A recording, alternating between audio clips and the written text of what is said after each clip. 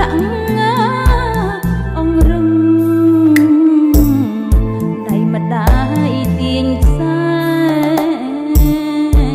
ពេលណាកូនឃ្លាន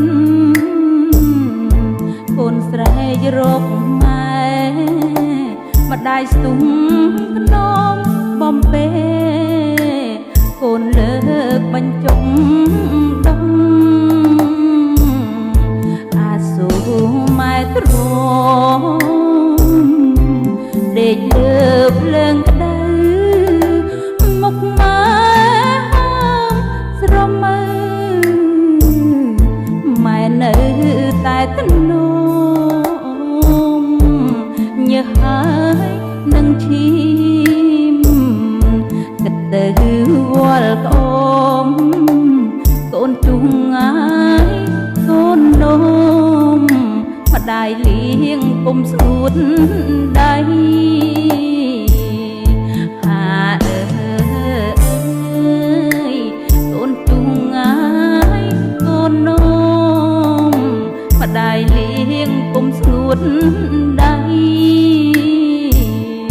ដល់ពេលអ្នកធំពេញវ័យសិក្សាម៉ែឲ្យចូលសាលាហើយណាកូនថ្លៃម៉ែទិញ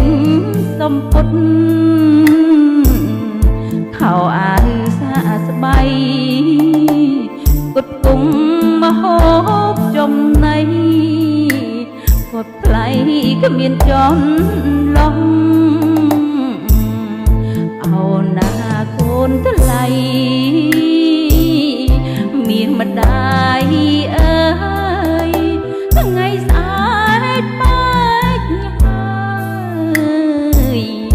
ទៅកាយដៃប្តីអាណិតកូនណាស់មិនទាន់យល់អ្វីស្អែកទៅហើយតាមប្តីឃ្លាតពី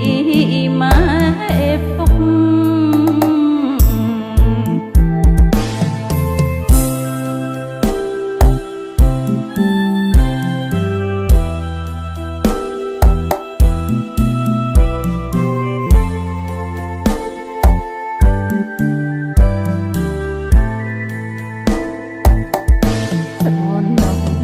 ចំរៀង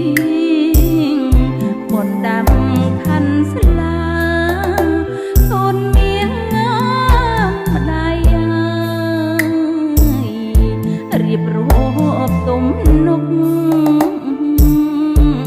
កូនស្រីត្រូវចាំបនដាំម៉ែ